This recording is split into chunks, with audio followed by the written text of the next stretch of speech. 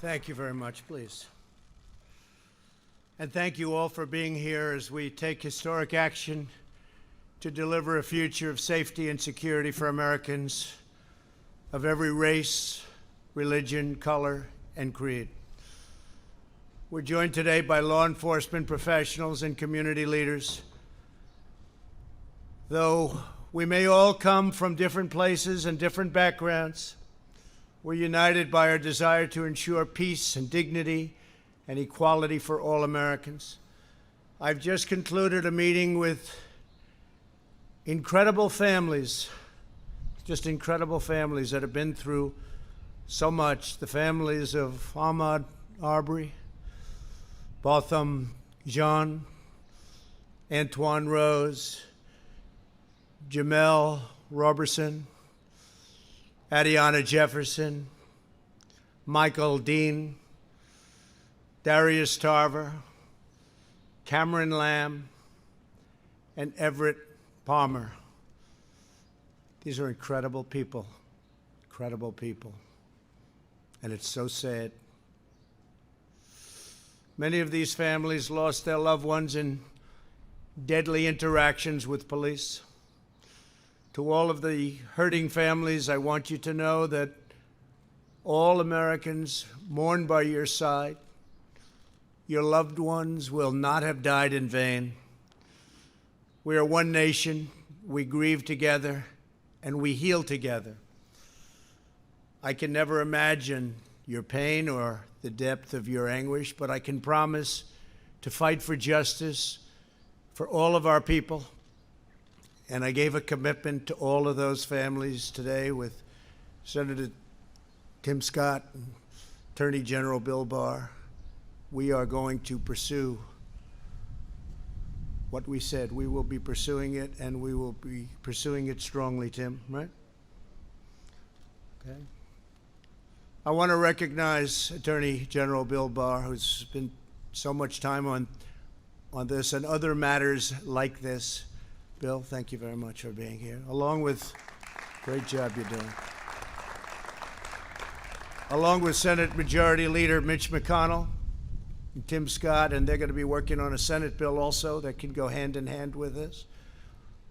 And also Representatives Kelly Armstrong, Louis Gohmert, Jim Jordan, Guy Reschenthaler, and Pete Stauber.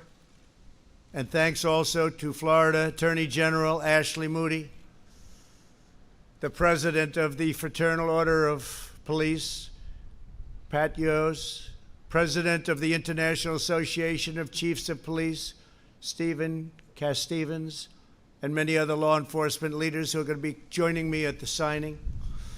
Today is about pursuing common sense and fighting for a cause like we seldom get the chance to fight for. We have to find common ground. But I strongly oppose the radical and dangerous efforts to defend, dismantle, and dissolve our police departments, especially now when we've achieved the lowest recorded crime rates in recent history. Americans know the truth. Without police, there is chaos. Without law, there is anarchy. And without safety, there is catastrophe. We need leaders at every level of government who have the moral clarity to state these obvious facts. Americans believe we must support the brave men and women in blue who police our streets and keep us safe. Americans also believe we must improve accountability, increase transparency, and invest more resources in police training, recruiting, and community engagement. Reducing crime and raising standards are not opposite goals. They are not mutually exclusive. They work together. They all work together. That is why today I'm signing an executive order encouraging police departments nationwide to adopt the highest professional standards to serve their communities. These standards will be as high and as strong as there is on earth. The vast majority of police officers are selfless and courageous public servants. They are great men and women. When others run away from danger, police run straight into harm's way, often putting their lives at stake to protect someone who they don't know or never even met. Great danger. Police officers run straight toward this incredible harm. Take the World Trade Center. They ran straight into the Twin Towers of 9/11. Many of them never returned. Never returned. Vast numbers of New York's finest never returned. Last year, I presented the Medal of Valor to 6 heroic police officers who ended a murderous rampage so professionally in Dayton, Ohio. Hundreds of people would have been killed, surely, without them. We ask our police to put on the uniform and risk their lives for us every day, the least we deserve and the least we can do, because they deserve it so much. They have to get our gratitude, and we have to give them great respect for what they do. For the job is one of the most dangerous jobs on earth, one of the most difficult jobs on earth. Last year alone, 89 law enforcement officers were killed in the line of duty. In recent days, 2 members of law enforcement were killed amid riots and looting, and hundreds of police officers were injured just recently. 1 officer was shot in the head and is now laying in a hospital, almost totally paralyzed. Despite our very good record on crime, law and order must be further restored nationwide, and your federal government is ready, willing, and able to help, as we did in Minneapolis after it got out of control for 4 days. We sent in representatives, commonly known as the National Guard, and it was all put down very quickly. We're willing to help. We're willing to help in Seattle.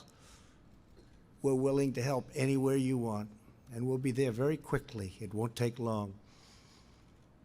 There will be no more looting or arson, and the penalty will be very grave for those who get caught. Violence and destruction will not be tolerated. We cannot do that. The looters have no cause that they're fighting for, just trouble. Every day, police officers make great sacrifices to keep our communities secure and safe. In 2018, our police arrested nearly 12,000 people for murder, 25,000 people for rape, and nearly 1.5 million for assault. Very dangerous criminals. In many cases, local law enforcement is underfunded, understaffed, and under-supported. 47% of all murders in Chicago and 68% of all murders in Baltimore went without arrests last year. Americans want law and order. They demand law and order. They may not say it. They may not be talking about it, but that's what they want. Some of them don't even know that's what they want, but that's what they want. And they understand that when you remove the police, you hurt those who have the least the most. Nobody needs a strong, trustworthy police force more than those who live in distressed areas, and nobody is more opposed to the small number of bad police officers, and you have them. They're very tiny. I use the word tiny. It's a very small percentage, but you have them. But nobody wants to get rid of them more than the overwhelming number of really good and great police officers. Some of them are standing with me and with me in the audience today, and I appreciate you being here. Thank you. Thank you. Great job. What's needed now is not more stoking of fear and division. We need to bring law enforcement and communities closer together, not to drive them apart. Under the executive order I'm signing today, we will prioritize federal grants from the Department of Justice to police departments that seek independent credentialing, certifying that they meet high standards, and in fact, in certain cases, the highest standard. That's where they do the best, on the use of force and de-escalation training. For example, many believe that proper training might have prevented the tragic deaths of Antoine Rose and Botham Jean. As part of this new credentialing process, chokeholds will be banned, except if an officer's life is at risk. And I will say we've dealt with all of the various departments, and everybody said, it's time. We have to do it. Additionally, we're looking at new advanced and powerful, less lethal weapons to help prevent deadly interactions. New devices are being developed all the time, and we're looking at the best of them. And cost is no object, no object. Under this executive order, departments will also need a share of information about credible abuses so that officers with significant issues do not simply move from one police department to the next. That's a problem. And the heads of our police department said, whatever you can do about that, please let us know. We're letting you know. We're doing a lot about it. In addition, my order will direct federal funding to support officers in dealing with homeless individuals and those who have mental illness and substance abuse problems. We will provide more resources for co-responders, such as social workers who can help officers manage these complex encounters. And this is what they've studied and worked on all their lives. They understand how to do it. We're going to get the best of them put in our police departments and working with our police. We will have reform without undermining our many great and extremely talented law enforcement officers. President Obama and Vice President Biden never even tried to fix this during their 8-year period. The reason they didn't try is because they had no idea how to do it. And it is a complex situation. Beyond the steps we are taking today, I am committed to working with Congress on additional measures. Congress has started already, and they'll be having bills coming out of the Senate and possibly out of the House. And hopefully they'll all get together and they'll come up with a solution that goes even beyond what we're signing today. But this is a big, big step, a step that hasn't been taken before. But in order to make real progress on public safety, we have to break old patterns of failure. Many of the same politicians now presenting themselves as the solution are the same ones who have failed for decades on schools, jobs, justice, and crime. They are all often, unfortunately, the same politicians running the cities and states where help is most needed. It's an attitude, and it's not working. Today's action is a big part of the solution to restoring, renewing, and rebuilding our communities. For the last 3.5 years, my administration has been focused on creating opportunity, fighting for equal justice, and truly delivering results. Nobody has ever delivered results like we've delivered. Nobody's come close. And we worked with some great people. We've worked with fantastic people to get it done. We enacted landmark criminal justice reform, something that nobody else could get done. They tried, and they couldn't even come close. So we got it done, and we got it done powerfully, and people appreciated it. But it's something that, with all the work and all the talk for so many years, criminal justice reform, nobody else could get done.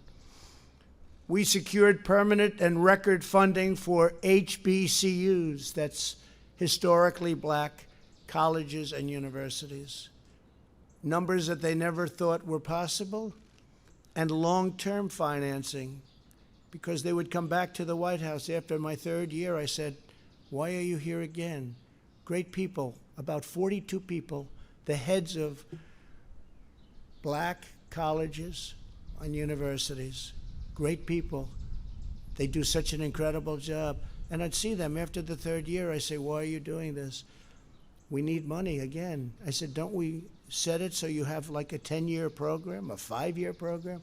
No, sir, for years and years, we've had to come back every single year. I said, well, the only bad thing about what I'm going to do is I'm going to give you long-term financing and I'm going to up the amount, but I won't get to see you anymore. So that's the bad part. But you can focus on education now instead of worrying about dealing with us in Washington. So we did that for the historically black colleges and universities. I'm very proud of it. They're incredible. They're incredible people. Got to know a lot of the heads of those colleges. They do an unbelievable job and don't get the kind of notoriety that they should have. We expanded affordable options for better health care. We created opportunity zones with Senator Tim Scott. Brought it to me. We didn't know if we could get it past him, right? But we got it passed, and I think it's probably one of the great things that we've done in this administration. Tens of thousands of jobs, billions and billions of dollars being brought into areas and neighborhoods that would never, ever, ever be taken care of monetarily. Areas that didn't have 10 cents put in them for years and decades, and now people are investing, thriving, and the jobs have come back. We achieved the lowest black, Hispanic, and Asian unemployment rates in American history, and we will do it again. We'll do it again. We're fighting for school choice, which really is the civil rights of all time in this country. Frankly, school choice is the civil rights statement of the year, of the decade, and probably beyond, because all children have to have access to quality education. A child's zip code in America should never determine their future, and that's what was happening. So we're very, very strong on school choice, and I hope everybody remembers that. And it's happening. It's already happened, but it's happening. We have tremendous opposition from people that know they shouldn't be opposing it. School choice. All children deserve equal opportunity because we are all made equal by God. So true. A great jobs market and thriving economy is probably the best thing that we can do to help the black, Hispanic, Asian communities. We saw that just recently prior to the virus that came in from China just a few months ago. What a horrible thing it was all over the world, 188 countries now. And I just want to say we've done incredibly well. We're doing well. Things are happening that nobody can even believe. Our country is opening up, and it's opening up rapidly. We had the best unemployment and employment. We had best unemployment and employment numbers. Think of that. In the history of our country, we're up to almost 160 million people working. There was never anything even close. And that's for almost every group, including black, Hispanic, Asian, women, young people, old people, young people without a high school diploma. Every group. Everybody was thrilled. Everybody had just about high-paying jobs. Our country was never in a better position, and we were planning on massive growth. It was happening. It was already there, including big salary increases, which were already taking place for the last 2.5 years. Big, big increases, record increases. Nobody's seen anything like it. And then we got hit by the virus, along with the rest of the world, and now I'm building it up again. Here we go again. But I'm building it up again, and it's moving fast, and it will be even better than before, because we also learned it will be better than before. Jobs are rapidly coming back, and retail sales that were just announced 2 hours ago, just a little while ago, They're up a staggering 17.7%. Amazing. The projection was anywhere from 6 to 8%. We're up 17.7%. And what does that mean? The stock market went through the roof. These good numbers, they drove it up to a level that we're almost at the same level. Hard to believe. We're getting very close to the level we were before the pandemic and before all of the things that you've seen happened. That's a great thing, because ultimately it's about jobs. It's about, the government can never do anything like a great job for a person where they look forward to getting up in the morning and going to work and getting a much bigger check than they could ever get otherwise. Today and over the last 60 days, we've had one of the biggest stock market increases in the history of the stock markets. And 2 weeks ago, the 50-day increase was the single biggest. Unless my formula is tampered with, we will soon be in a stronger position than we were before the plague came in from China.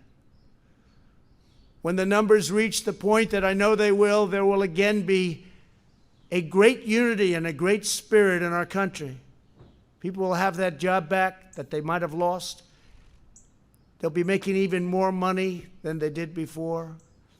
We have some brilliant people working with me, and we put it together. We did it once, and we're very easily doing it again. We're way ahead of schedule. You'll see that. You'll see the third quarter numbers will be very good. You'll see fourth quarter will be really good, and you'll see next year will be one of the best economic years this country has ever had.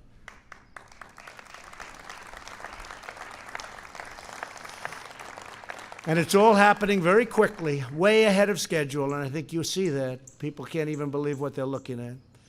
But on top of all of that, before the end of the year, I predict we will have a very successful vaccine, therapeutic, and cure. We're making tremendous progress. I deal with these incredible scientists, doctors, very, very closely. I have great respect for their minds. And they have come up with things, and they've come up with many other cures and therapeutics over the years. These are the people, the best, the smartest, the most brilliant anywhere. And they've come up with the AIDS vaccine. They've come up with, or the AIDS, and as you know, there's various things, and now various companies are involved. But the therapeutic for AIDS was a death sentence. And now people live a life with a pill. It's an incredible thing. The Ebola vaccine and others, these are the people that have done it, or these are the people that have been around it, and they're all competing. It's an incredible thing. All of these brilliant firms, labs, companies are competing, and I will tell you, we're very far advanced. We've already started tests and trials. So I think we're going to have a very, very good answer to that very, very soon. I always say, even without it, it goes away. But if we had the vaccine, and we will, if we had therapeutic or cure, one thing sort of blends into the other, it will be a fantastic day. And I think that's going to happen, and it's going to happen very soon. Americans can achieve anything when we work together as one national family. To go forward, we must seek cooperation, not confrontation. We must build upon our heritage, not tear it down. And we must cherish the principles of America's founding as we strive to deliver safe, beautiful, elegant justice and liberty for all.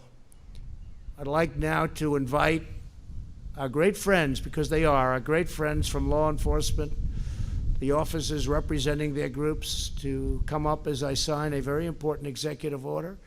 And we're asking Mitch and Tim and all of the people that are here from Congress to go back and see if they can get something done. I see Louis and Jim Jordan. We're all here, a lot of our representatives from Congress and the Senate, if they can go back and add to what we're signing today, it'll be a big moment. It'll be a big moment. But this is a tremendous step. This is a step that could have been taken years ago, but people chose not to do that. And that was, in my opinion, a big mistake. Could have solved a lot of the problems that we have now. So if I could, law enforcement, if you could come forward. We've had the, please come up. We've had the endorsement of the Federal Law Enforcement Officers Association, the Fraternal Order of Police, International Association of Chiefs of Police, International Union of Police Associations, Major County Sheriffs of America Association, National Association of Police Organizations, National District Attorneys Association, National Sheriffs Association, Sergeants Benevolent Association, and many others. They've worked on this with me and my team. Have been fantastic. I want to thank my team. What a team it is. And we've taken very much into mind what they are saying, because these are the people that keep us safe, and they've done an incredible job. Thank you all very much. Thank you.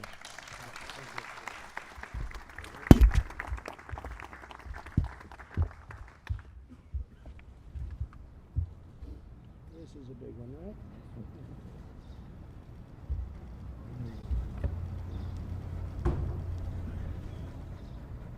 You've seen that signature, right?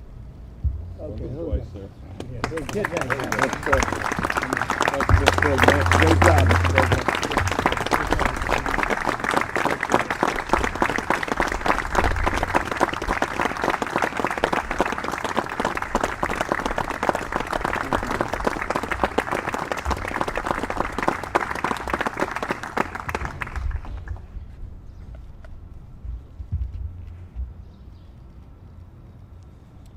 Thank you very much. Thank you, Mr. President. Take one of these for yourselves.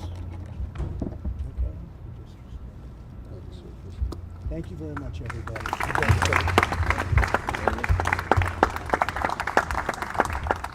Thank you very much. Thank you.